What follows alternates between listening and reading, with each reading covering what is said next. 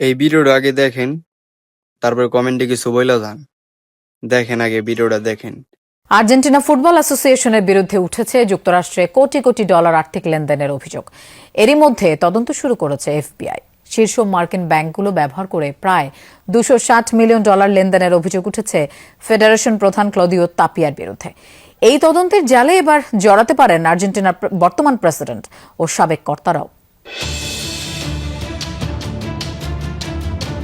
বিশ্বকাপের টানটান উত্তেজনার মাঝেই মাঠের বাইরে আছড়ে পড়ল মহাবিস্ফোরণ। আর্জেন্টিনা ফুটবল অ্যাসোসিয়েশনের উপর এবার যুক্তরাষ্ট্রের কড়া নজর। মাঠের লড়াইয়ের মাঝেই এবার দৃশ্যপটে হাজির খোদ মার্কিন গোয়েন্দা সংস্থা এফবিআই। আর্জেন্টাইন সংবাদ মাধ্যম লা নাসিওন এবং স্পেনিশ গণমাধ্যম মার্কার বিস্ফোরক দাবি, যুক্তরাষ্ট্রের মাটিতে আর্জেন্টিনা ফুটবল অ্যাসোসিয়েশনের আর্থিক লেনদেন ও রহস্যময় কর্মকাণ্ড নিয়ে জোরদার তদন্ত শুরু করেছে এফবিআই। অভিযোগের তীর কোটি কোটি ডলারের দিকে।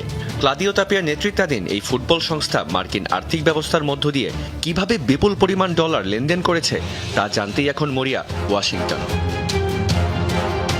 তদন্তের কেন্দ্রবিন্দুতে রয়েছে ফেডারেশনের আন্তর্জাতিক চুক্তির কোটি কোটি ডলার সামলানো ট্যুর প্রোডেন্টার এলএলসি নামের একটি থিয়েটার প্রযোজনা প্রতিষ্ঠান। আমেরিকার শীর্ষ 5 ব্যাংকের অ্যাকাউন্ট ব্যবহার করে লেনদেন হয়েছে অন্তত $260 মিলিয়ন, যার মধ্যে প্রায় $57 মিলিয়ন চলে গেছে এমন কিছু কোম্পানিতে যার উৎস কিংবা গন্তব্য কোনোটারই হদিস মিলছে না।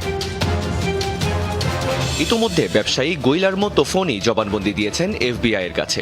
মার্কিন বিচার বিভাগ তদন্তের পরিধি এতটাই বাড়িয়েছে যে আর্জেন্টিনার বর্তমান প্রেসিডেন্ট ও সরকারের সাবেক কর্মকর্তারাও এবার আসতে চলেছেন এফবিআই এর জেরার মুখে। গোয়েন্দাদের পাখির চোখ কিন্তু খোদ ফেডারেশন প্রধান ক্লদিও তাপিয়ার দিকেও। যাদের কাছে ফেডারেশনের গোপন নথিপত্র রয়েছে তাদের কাউকেই ছাড়তে নারাজ মার্কিন মুলুক।